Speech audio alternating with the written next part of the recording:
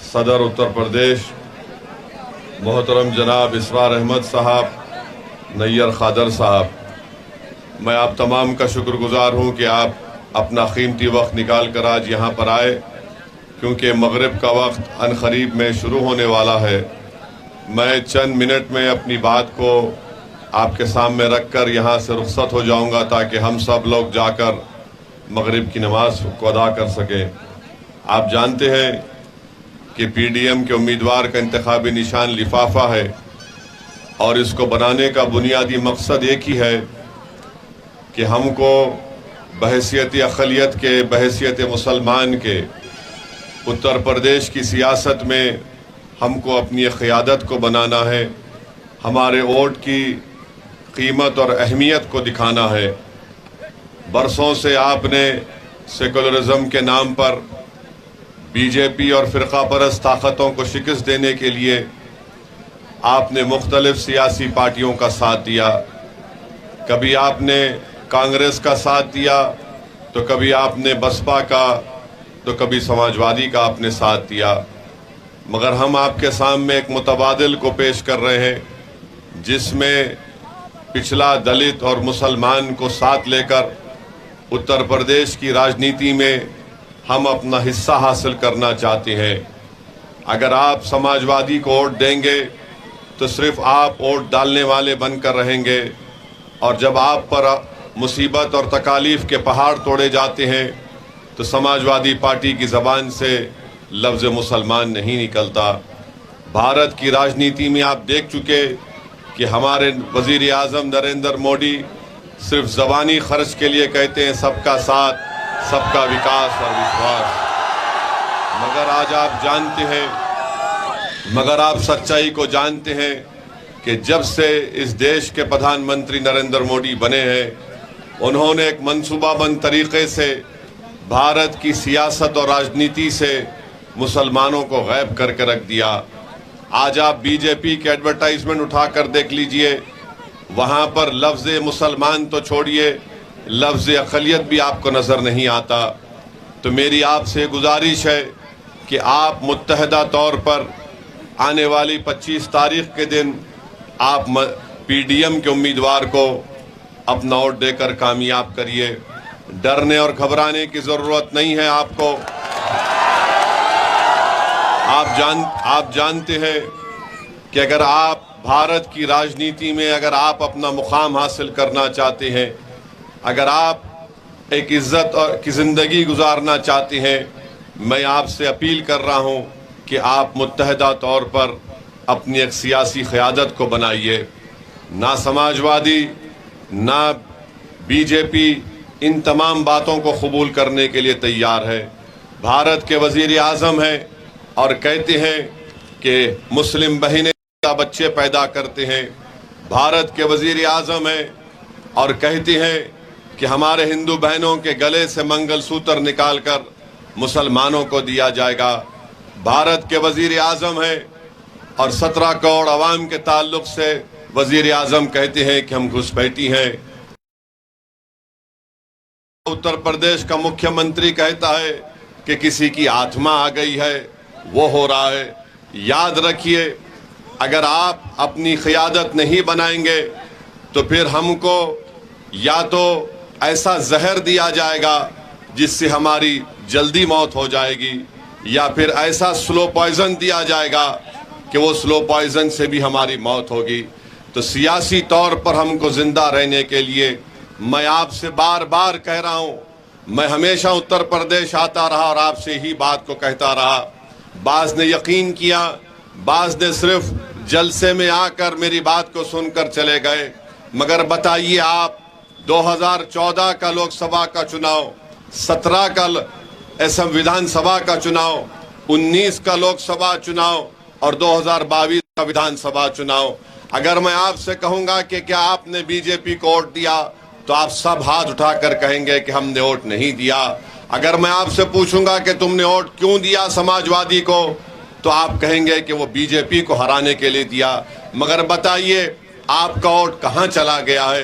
तो मेरे अजीज दोस्तों और बुजुर्गों, मेरी आपसे अदबन गुजारिश है कि आज आपके दरमियान में एक मुतबादिल है एक विकल्प है। बीजेपी को अगर कोई रोक सकता है तो ये पीडीएम का इत्तेहाद रोक सकता है, जिसमें पिछड़ा भी है, दलित भी है और मुसलमान भी है। अगर आप समाजवादी पार्टी को वोट देंगे तो सुनिए वक्त कम है। अगर आप समाजवादी पार्टी को वोट देंगे तो आप सिर्फ उनके यादव परिवार को मजबूत कर रहे हैं। बताइए, आज आप देखते हैं कि यही इलाहाबाद में एक शख्स जिसको कोर्ट ने सजा दे दी गई थी, जिसके हाथों में हथकड़ियां थीं, पुलिस की मौजूदगी में उसको हत्या कर दी गई। कोई नाम लेने तैयार नहीं था। मैंने खुलकर कहा कि अतीक अहमद का कत्ल है ये, और कातिल कर कत्ल करने वालों पर एक्शन लेना चाहिए। आप जानते हैं मेरे भाई, फिर आप देखते हैं कि जेल में मुख्तार अंसारी, उनका परिवार कह रहा है कि उनको स्लो पॉइजन दे दिया गया। जब नाम लेने के लिए तैयार नहीं है तो वोट के हकदार कैसे बन सकते हैं आपके? बताइए आप बताइए, कब तक हम सिर्फ जिंदा रहने के लिए वोट का इस्तेमाल करेंगे? क्या हमारे इस गांव में हमारे बच्चों को शिक्षा की जरूरत नहीं है, अस्पताल की जरूरत नहीं है, इंसाफ की जरूरत नहीं है?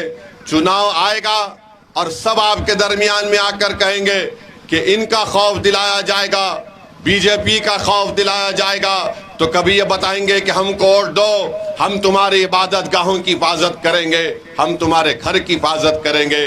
जो लोग समाजवादी पार्टी को वोट देना चाह रहे हैं, आपका इख्तियार है, आप जिसको चाहे वोट दें। मगर बताइए, जब बुलडोजर से घर तोड़े जा रहे थे तो क्या अखिलेश यादव आज आपके दरमियान में आकर खड़े थे? जब बुलडोजर चलाए जा रहे थे तो जावेद, सुनिए, जब बुलडोजर, सुनिए भाई सुनिए, अरे सुन तो लीजिए, जब बुलडोजर चल रहा था तो जेल को कौन जाता है? जावेद जाता है, शालम जाता है, जीशान रहमानी जाता है। ये कौन है? ये मंजलिस के हमारे सिपाही हैं। इसीलिए मैं आपसे अपील कर रहा हूं। अब रहा सवाल कि प्रधानमंत्री जो बार बार ये भाषण देते हैं कि बच्चे ज्यादा पैदा कर रहे हैं, प्रधानमंत्री आपके खुद 6 भाई हैं। अमित शाह के 6 बहनें हैं। प्रधानमंत्री ये भूल जाते हैं कि भारत सरकार का डेटा यह कहता है कि मुस्लिम खवातीन का, महिलाओं का TFR रेट गिरा है। हम भारत के प्रधानमंत्री को पहले भी कह चुके और आज भी कह रहे हैं कि हम किसी के गले से उतरा हुआ मंगलसूत्र लेने वाले नहीं हैं। हम उस मंगलसूत्र को बचाने वालों का नाम मुसलमान है। प्रधानमंत्री कहते हैं कि मंदिर को ताला लग जाएगा। प्रधानमंत्री कभी हमारे साथ चलो, आप उत्तर प्रदेश, हम आपको ऐसे फैक्ट्री दिखाएंगे कि तुमने रातों रात 500 की नोट को गायब तो कर दिया, मगर तुम्हारे इस फैसले की वजह से पूरे भारत में, उत्तर प्रदेश में फैक्ट्रियों को ताला लग गया। गरीब परेशान आज भी है, कर्जों में डूब चुका है। प्रधानमंत्री ने कहते हैं कि ताला लग जाएगा। अरे बताओ, तुमने पूरे भारत में चंद घंटों में लॉकडाउन का ऐलान कर दिया, तुमने पूरे भारत को ताला लगा दिया। तो जितने उत्तर प्रदेश के नौजवान लोग मुंबई में थे, दिल्ली, हैदराबाद में थे, वो वापस अपने वतन को नहीं आ सके। यहाँ पर इसीलिए हम आपसे कह रहे हैं कि प्रधानमंत्री अपने असली एजेंडे पर आ चुके हैं और बात कर रहे हैं, सिर्फ ऐसी बातें प्रधानमंत्री कर रहे हैं। और फिर उत्तर प्रदेश के मुख्यमंत्री बोलते हैं कि फुला की आत्मा आ गई। हम जानना चाहते हैं उत्तर प्रदेश के मुख्यमंत्री से कि 500 साल हो गया उस शख्स को मरकर, उसकी आत्मा आपको कैसे मालूम यहां पर आ गई?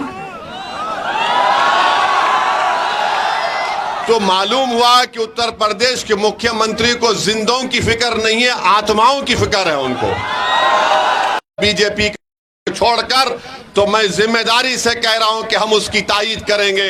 हम भी चाहते हैं कि दोबारा देश के प्रधानमंत्री नरेंद्र मोदी ना बने। तो मेरी आप तमाम से, मेरे भाई सुनिए भाई, सुन तो लीजिए। मगरिब आप अपने वीडियो रिकॉर्डिंग करने के लिए नारा लगा रहे, मत करिए आप ये। सुन तो लीजिए हमारी बात। अगर आपका MP जीत कर जाएगा, अगर कल भारत की पार्लियामेंट में यूनिफॉर्म सिविल कोड, यकसा सिविल कोड का बिल लाया जाएगा, तो क्या अखिलेश यादव खड़े होकर उसकी मुखालिफत करेंगे? CAA का कानून जब भारत की पार्लियामेंट में लाया गया, आपने देखा, दुनिया ने देखा, अल्लाह ने हमको तौफीक दी, हमने बीजेपी के 300 MP मोदी और शाह के सामने उस बिल को काला कानून कहकर उस बिल को फाड़ दिया था। ट्रिपल तलाक का गलत कानून लाया गया जो मुस्लिम महिलाओं के खिलाफ है। पूछिए इन लोगों से क्या कहना चाहते हैं उस पर। अखिलेश की जबान से लफ्ज मुसलमान नहीं निकलता, कभी नहीं निकलेगा, याद रख लो आप मेरी इस बात को। ये सिर्फ वोट लेना चाहते हैं मगर आपकी तकालीफ को दूर करना नहीं चाहते। ये वोट लेना चाहते हैं ताकि सत्ता की राजनीतियों में, महलों में इनका महल तामीर हो जाए, मगर आपकी क़यादत को देखना नहीं चाहते। तो मैं आपसे अपील कर रहा हूं कि 25 तारीख के दिन लिफाफे के निशान पर आप बटन दबाकर PDM के इस इत्तेहाद को कामयाब करिए। और हमने ये इत्तेहाद जो बनाया है सिर्फ पार्लियामेंट के चुनाव के लिए नहीं, बल्कि इंशाअल्लाह ताला आने वाले लोकल बॉडी के जिला परिषद के चुनाव में भी और विधानसभा के चुनाव जब होंगे, हम अपनी बहन के साथ आज खड़े हैं, इंशाअल्लाह ताला कल भी उनके साथ खड़े रहेंगे। तो मेरी आप तमाम से ये अपील है कि 25 तारीख के दिन सुबह के अवलीन वक्त में अपने घर से निकलकर अपना एक वोट का इस्तेमाल करिए, अपने इत्तेहाद का सबूत दीजिए और डरने और घबराने की जरूरत नहीं है। इंशाअल्लाह ताला याद रखिए मेरी इस बात को, फिरौन को भी, नमरूद को भी बड़ा जाम था कि मेरा इख्तिदार खत्म नहीं होगा, मगर दुनिया ने देख लिया कि फिरौन भी मिट गया, नमरूद भी मिट गया। इंशाअल्लाह ताला वक्त के फिरौन और नमरूद मिटेंगे, अल्लाह हक को गालिब करेगा। और आप तमाम का फिर से शुक्रिया, क्योंकि मगरिब का वक्त हो चुका है, तो आपका बहुत बहुत शुक्रिया कि आप यहाँ पर आए। इंशाअल्लाह ताला आपसे मुलाकात रहेगी, आप हमारे लिए भी दुआ फरमाइए।